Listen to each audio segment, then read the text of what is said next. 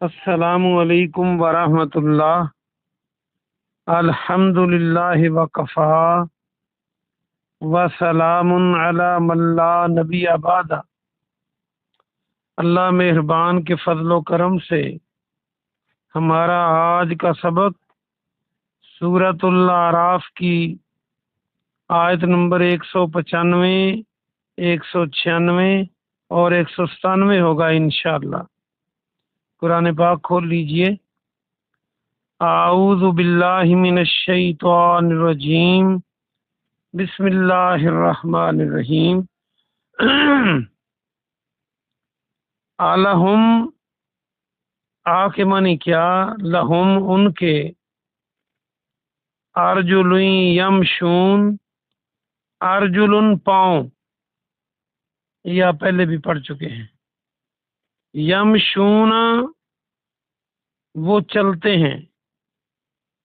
یمشون کو دیکھیں تو واو نون تو جمع کی علامت ہے، اور یا کے معنی وہ، اس کا روٹ ورڈ ہے میم شین یا، چلنا، کہ وہ چلتے ہوں، بہا ان سے، ام لہم، ام یا لہم ان کے لیے، ایدی ایدی یبتشون، ایدن ہاتھ، یبتشون وہ پکڑتے ہوں۔ اس کو بھی دیکھیں تو یا کے معنی وہ، آخر واو نون جمع کی علامت، اور با تا اور شین اس کا روٹ ورڈ ہے، تو بطشا کہتے ہیں مضبوطی سے پکڑنے کو، بہا ان سے،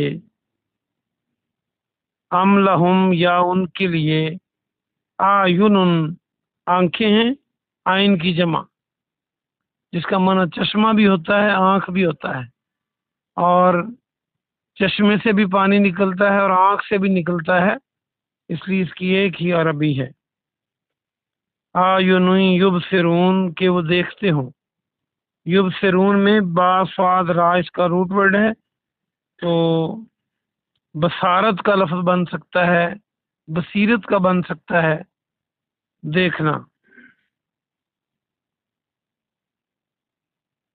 بہا ان سے، ام لہم یا ان کے لیے، آذان آذان کان، اذن ان کی جمع، یہ سارے آپ پہلے پڑھ چکے ہیں۔ آذان یسمعون کہ وہ سنتے ہوں۔ یسمعون میں بھی روٹ ورڈ سین میم عین ہے، سامع، تو وہ سنتے ہوں، سماعت کا لفظ یہاں سے بن سکتا ہے، سمیع کا بن سکتا ہے، بہا ان سے۔ قل ادعو قل کہہ دو، ادعو پکارو بلا لو، دعوت دو، دال عین، کل بھی آپ نے پڑھا تھا دعا پکارنا۔ شرکاءکم اپنے شریکوں کو، شریک کی جمع شرکاء۔ ثم پھر، کی دونی تم تدبیر کرو میرے خلاف، سب تدبیر کرو میرے خلاف۔ یہ آپ اس مادے کو کئی بار پڑھ چکے ہیں، اور سورہ یوسف میں بھی قیدہ کنہ عظیم، ان قیدہ کنہ عظیم، یہ اللہ نے اپنے لیے بھی یہ استعمال کئی بار کیا لفظ۔ تو کی دونی میرے خلاف، تدبیر کرو، چال چلو، مکر کرو، یہ سارے معنی اس کے ہوتے ہیں۔ فلا تنظرون، فا کے معنی پس، لا کے معنی نہیں، تا کے معنی تم، اور آخری واو نون جمع کی علامت، اور اس میں آخر میں اصل میں نون کے بعد یا بھی تھا، جو گرامیٹیکلی طور پہ حذف ہوا، اس کا معنی ہم مجھے کریں گے، تو اصل میں نون زواد، نون زوئے اور را بچا، نظر کرنا، دیکھنا، جیسے مہلت دینا، اس کا معنی ہم کریں گے، تو پھر تم سب مجھے مہلت نہ دو۔ یہ آیت لمبی ہے، اس کا با محاورہ ترجمہ ہم ٹکڑوں میں کریں گے. دیکھیے دوبارہ واپس آئیے. کیا ان کے پاؤں ہیں کہ وہ ان سے چلتے ہوں، یا ان کے ہاتھ ہیں جن سے پکڑتے ہوں، یا ان کی آنکھیں ہیں کہ وہ دیکھتے ہوں کہ وہ ان سے دیکھتے ہوں، یا ان کے کان ہیں کہ وہ ان سے سنتے ہوں. آپ فرما دیجئے تم اپنے شریکوں کو بلا لو اور میرے خلاف تدبیر کرو اور مجھے تم مہلت نہ دو. اگلی آیت دیکھیں. انا بے شک، ولی جی میرا کارساز، میرا ولی، ولی جی اللہ ہے. ولی کے بہت سے معنی ہیں، ہم کئی بار ڈسکس کر چکے ہیں. اس کا ایک معنی دوست، اس کا ایک معنی کارساز، کام کرنے والا، کام نکالنے والا. الذی جس نے نزلہ نازل کی، اتاری ہے، الکتابہ کتاب، جس نے کتاب اتاری ہے. وہوا اور وہی یتولی الصالحین، یتولا کارسازی کرتا ہے، وہی روٹ ورڈ ہے. الصالحین نیک لوگوں کی، صالح لوگوں کی.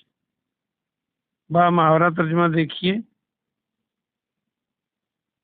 بے شک میرا کارساز اللہ ہے جس نے کتاب اتاری ہے اور وہ صالح نیک لوگوں کی کارسازی کرتا ہے.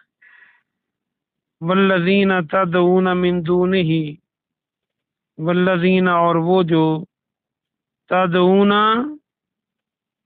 تم پکارتے ہو، تاکہ مانی تم، وہی دال عین والا روٹ ورڈ ہے. دعا آپ آج دوسری تیسری بار پڑھ رہے ہیں اس کو. تدعون من دونہ، اس کے سوا پکارتے ہو. کس کے؟ اللہ کے سوا. لا یستطیعون، وہ استطاعت نہیں رکھتے، وہ طاقت نہیں رکھتے. اس سے استطاعت عام آسانی سے بن سکتا ہے. الف سین تے توئے الف عین تے، استطاعت، طاقت، قوت. نصرکم، تمہاری نصرت کرنے کی، تمہاری مدد کرنے کی. یہ آپ نے 2 دن پہلے بھی یہی پڑھا تھا، یہی آیت تھی ہو. نصرکم، نصرہ سے نصرت، نصیر، ناصر، یہ سارے لفظ بن سکتے ہیں. ولا اور نہ، انفسہم اپنے نفسوں کی، ینصرون وہ مدد کر سکتے ہیں. با محاورہ ترجمہ دیکھیے. اور وہ جنہیں تم سب لوگ پکارتے ہو اس کے سوا، وہ جنہیں تم اس کے یعنی اللہ کے سوا پکارتے ہو، وہ تمہاری مدد کرنے کی طاقت نہیں رکھتے اور نہ وہ اپنے نفسوں کی مدد کر سکتے ہیں. 3 آیتیں ہوئیں، آج کا سبق پورا ہوا. آئیے ہم اس کی مختصر تفسیر دیکھتے ہیں. آج کے سبق کو کل والے سبق کے ساتھ لنک کریں گے تو آپ کو زیادہ سمجھ آئے گی.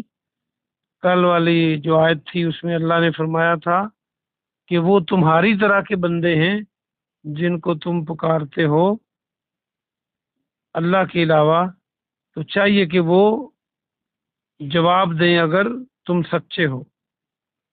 تو آگے جو آج کی آیت ہے اس کی تفسیر سے پہلے یہ بات نوٹ کریں کہ اللہ سبحانہ و تعالیٰ نے جس کو لوگ اللہ کے علاوہ الہ بنا سکتے تھے، جس کو وہ پکارتے تھے، جن کو وہ کارساز اور جن کے سامنے وہ مرادیں رکھتے تھے، جو مشہور کیٹیگری ہیں ان کو ڈسکس کیا ہے پیچھے کہ وہ تمہاری طرح کے بندے ہیں. یعنی یہ پاسبلٹی تھی کہ لوگ انسانوں کو اللہ کا درجہ دیں، ان سے مدد مانگیں، ان کو الہ بنائیں، ان سے بگڑیاں بنوائیں، ان کو عزت ذلت کا مالک سمجھیں، مشکل کشا سمجھیں. تو قرآن نے یہ مضمون ڈسکس کیا، انسان ایسے ہو سکتے ہیں تو انسانوں کو ڈسکس کیا۔ دوسری کیٹیگری بتوں کی ہے، اگرچہ ان کے پیچھے بھی انسانوں کی شبیہیں ہیں، کوئی انسان ہی ہوتے ہیں جن کی کوئی تصویر بناتا ہے، تو یہاں پر ان بتوں کو مد نظر رکھا گیا اس آیت کے اندر کہ کیا ان کے پاؤں ہیں جن سے وہ چلتے ہوں، یعنی بتوں کے پاؤں بنا بھی کوئی دے تو وہ چل نہیں سکتے، یا جو لوگ فوت شدہ ہیں وہ بھی پاؤں ہونے کے باوجود چل نہیں سکتے۔ کیا ان کے پاؤں ہیں کہ جن سے وہ چلیں، یا ان کے ہاتھ ہیں کہ جن سے وہ پکڑیں، یا ان کی آنکھیں ہیں جن سے وہ دیکھیں، یا ان کے کان ہیں جن سے وہ سنیں؟ یہ بتوں پر بھی چونکہ کفار مکہ یا آج بھی انڈیا میں اور دنیا کے کئی حصوں میں لوگ بتوں کو، تصویروں سے اور بتوں سے وہ کام لیتے ہیں جو اللہ کے کام ہیں، تو اس کو بھی ڈسکس کیا گیا۔ اور تخیلاتی طور پر کئی لوگ مرنے والے بزرگوں سے یہ کام لیتے ہیں، تو مرنے کے بعد بھی ہاتھ پاؤں اور آنکھیں کام نہیں کرتے، تو یہ بھی اس میں شامل ہے۔ اللہ فرماتا ہے تم ان کو بلاؤ اپنے شریکوں کو اور میرے خلاف چال چلو، یہ کہو، پیارے نبی نے یہ اعلان کر دیا، اور مجھے مہلت نہ دو۔ یہ اس کا جواب ہے کہ جو بتوں کو پوجنے والے اور غیر اللہ کو پوجنے والے یہ زوم اور گمان رکھتے ہیں کہ یہ نقصان دے سکتے ہیں، نفع دے سکتے ہیں، بلکہ کبھی کبھی برملا کہہ بھی دیتے ہیں کسی بھی تبلیغ کرنے والے کو کہ ہمارے جو الہ ہیں تمہیں پوچھ لیں گے۔ تو اس کے جواب میں اللہ نے فرمایا، پیارے نبی سے اعلان کروایا کہ ان کو کہہ دیں کہ تم تدبیر کرو اور بلا لو ان کو، مجھے کوئی پرواہ نہیں اس کی، نہ مجھے مہلت نہ دو۔ اگلی آیت میں پھر اس کا دوسرے انداز میں جواب دیا کہ میرا ولی تو اللہ ہے، میرا کارساز تو اللہ ہے، مجھے تو بچانے والا اللہ ہے، تو میرا ہر کام تو اللہ کرتا ہے، تو مجھے کیا ہونا ہے؟ مجھے کچھ نہیں ہونا، تمہارے یہ الہ کچھ نہیں کر سکتے۔ اور اس کی وہ جو میرا الہ ہے اس نے نہ صرف دنیا کی ضرورتیں میری پوری کی بلکہ مجھ پر کتاب بھی نازل کی، اور وہی کارسازی کرتا ہے صالحین کی، وہی مشکلیں دور کرتا ہے نیک لوگوں کی، کیونکہ وہ اس کو اپنا الہ مانتے ہیں۔ اور آخری آیت میں فرمایا کہ وہ جن کو تم پکارتے ہو اللہ کو چھوڑ کر، اللہ کے علاوہ، وہ تمہاری مدد کرنے کی طاقت نہیں رکھتے، اور نہ وہ اپنی جانوں کی مدد کرنے کی طاقت رکھتے ہیں۔ اب اس میں پھر دوبارہ وہ دونوں چیزیں آئی ہیں۔ اگر کوئی کہے کہ محض بتوں کی بات ہے تو پھر یہ جانوں کا لفظ استعمال ہوا ہے کہ وہ اپنی جان کی بھی مدد نہیں کر سکتے، تو بت تو پھر پتھر کے ہیں، ان کی تو کوئی جان نہیں ہوتی کبھی بھی۔ اور اس کا مطلب ہے کہ جو انسانوں کو بھی یا کسی اور کو بنائے گا اللہ کے مقابلے میں، تو ان کو کہا جا رہا ہے کہ نہ وہ اپنی مدد کر سکتے ہیں اور نہ وہ تمہاری کر سکتے ہیں۔ اور اسی لیے جو لوگ بت بھی بناتے ہیں ان کی آنکھیں، کان، ناک ہوتے ہیں، تو انسانوں کی، مردوں اور عورتوں کی وہ تصویریں ہوتی ہیں، ان کے پیچھے وہی بات ہوتی ہے کہ وہ کوئی نیک لوگ تھے، جب فوت ہو گئے تو لوگوں نے ان کی تصویریں بنا لی بتوں کی شکل میں۔ اور کیا کوئی عقل مند انسان یہ کہہ سکتا ہے کہ انڈیا جو ہے، انڈیا میں آج بھی بت پرستی ہے، تو کیا وہ لکڑی کے اور پتھر کے بتوں سے مانگتے ہیں اپنی حاجتیں؟ جو ایک ایٹمی قوت ہے انڈیا، جو سائنس میں اتنی ترقی اس نے کی کہ ایٹم بنا لیا، ایٹم بم بنا لیا، انہیں یہ پتہ نہیں کہ جس بت کو ہم ہاتھ سے بنا رہے ہیں وہ کچھ نہیں کر سکتا۔ اس کے پیچھے وہی سوچ ہے جو نیک لوگ جن کو وہ مانتے تھے اللہ کے سوا۔ تو ہمیں قرآن کی ان آیات سے یہ سبق لینا چاہیے کہ ہمارا کارساز اللہ ہے، ہماری مشکلیں اللہ حل کرتا ہے پوری کائنات کی.